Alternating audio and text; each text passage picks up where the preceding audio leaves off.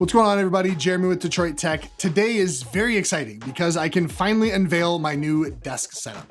I've had the same desk for over 10 years and it was good for a time, but that time has long since passed.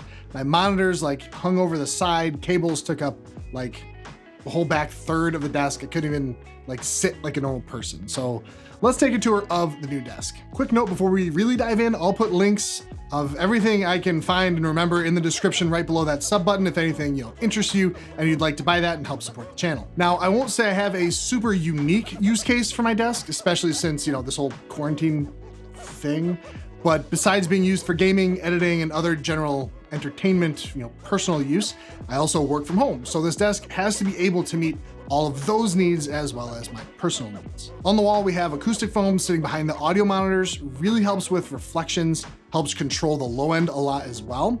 This in the middle is a tapestry of Middle Earth. My sister-in-law got me quite a few years ago. I'm a giant Tolkien nerd and I just freaking love it. And my wife painted this for me as well when we were first dating. It really means the world to me. The desktop is from IKEA. And I saved some money by going with the Ekbakken rather than the classic Carlby. I also wanted to go dark on top. I actually meant to get the matte black like this, but it looks like a marble concrete. It looks really good and I love it, but it was kind of an accident. Alex drawers for the legs. I have them relatively close, so I'm not too worried about the desk bowing in. I know this is basically a giant trope by now, but I needed the space anyway. And this is the only office in my house. It's 10 by 12. So yeah, I needed the space. And Signum Rack for cable management as well. Speaking of cable management, I did some, but not as pristine as others, but it's a sight better than what it used to be. I need this desk to just really not be the worst thing ever when I have to change something up. That means I'm not going to cable tie every little cable onto the bottom of the desk. When I need to change something or add something to test, for the channel or whatever, it needs to be easy. Everything that isn't speakers or subwoofer are running off of this CyberPower UPS.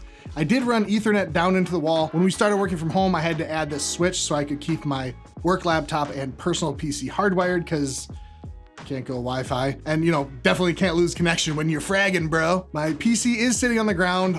Oh, horror of horrors. I clean it regularly and there are dust filters on the bottom for the PSU. Plus it has pretty massive feet, so it's not choked off. We did a video about this guy a few months ago. It's a beast with a Ryzen 9 3950X. Works great for gaming and even better for editing. The video monitors are the Asus Predator X34 34-inch ultrawide. It's 3440 by 1440 and is the main monitor that I game on and do general web surfing.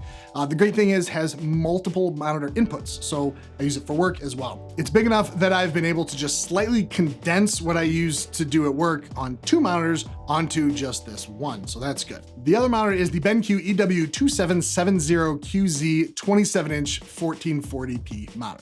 Input peripherals are the Tofu 65% keyboard I built a little while ago. Did a video on that one. The cable is a custom coiled cable from Mech Cables, yellow paracord and red paraflex on the outside. I know it kind of looks orange, but in person matches the keyboard pretty darn well. The wrist rest is an epoxy resin one I got from Drop. Initially it was to fit the drop control I had, so it's a TKL, but I actually like it with the 65% too.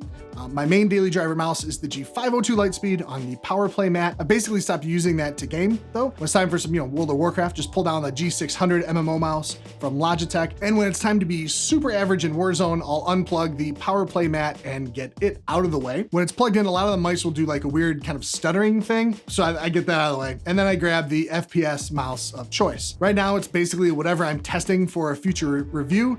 We have the Model D- right now, so get subscribed so you don't miss that review. Hopefully I'll land on a forever mouse, but because I'm switching all the time and testing to find my favorite, I just kind of casually drape the cable off to the side into a little USB dongle that I have on top of the PC. Makes switching a lot easier. The other dongle you see there is an iLock for Pro Tools.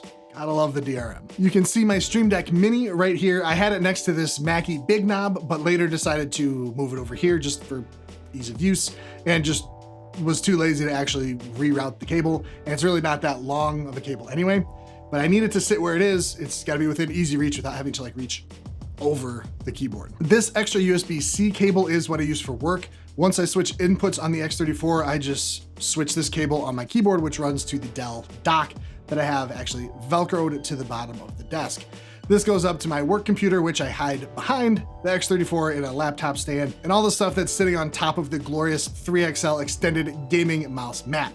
And this is the Stealth edition, so I get the quality without the giant white logo. Behind the monitors, I have a couple of Philips Hue play bars and a Philips Hue Bloom.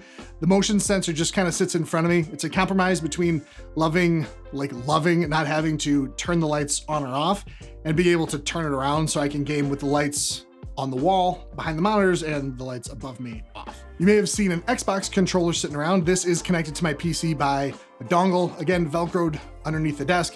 Mostly I just use that for playing FIFA. Okay, on to audios. This is actually a pretty big part and something I've been tinkering with and trying to smooth my operation for quite a while. I have the Blue Spark mic on the Rode PSA-1 boom arm. This goes down to the Focusrite Scarlett 2i4 interface. That acts as my DAC as well, and I'll kind of get to that in a second. I have two outputs from the Scarlett. One goes to the Mackie Big Knob, and then out to the subwoofer, a KRK S10, then out to the audio monitors, the M-Audio BX8s. The speaker stands I made myself. The speakers in the sub are all powered off this Monster Power Rack power conditioner. The other output from the Scarlett goes to the Drop THX AAA 789 headphone amp. And why did I do it this way?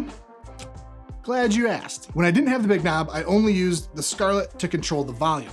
When I wanted to switch from speakers to headphones, I had to flip off the power supply, wait for the speaker capacitors to fully drain, then I could actually turn up the Scarlett all the way, so I had all of the volume control on the headphone amp. That's really annoying, as I'm sure you can tell. So with the big knob, I can leave the Scarlett under my desk and the computer all at full volume, and I can just turn the volume down or hit the mute button on the big knob, then fire up the headphone amp and not accidentally have to blow my speakers out by turning up like full volume before they're fully turned off. Is that pretty extra? Yes. Do I love it? Also yes. I'll swap headphones between the Beyerdynamic DT990s, the Grado SR80E, and the HiFiMan 4XX from Drop. DT990s are hanging on the Audio-Technica AT HPH300 headphone hanger, as I use them kind of most when I can't have the speakers going. But not for gaming. For gaming, I have another set of headphones, which is this little puck, and the SteelSeries Arctis 7 wireless headset. I just have an audio output switch on my Stream Deck to swap where my audio is coming out. So I use these solely for gaming. Comparatively, they're pretty crap with like everything else I have. And yes, I know it's relatively convoluted. Something I'm hoping to add soon is either a Go XLR Mini or another device I saw that's gonna go live on Kickstarter in the next month or two. Basically, I wanna be able to turn individual programs up and down.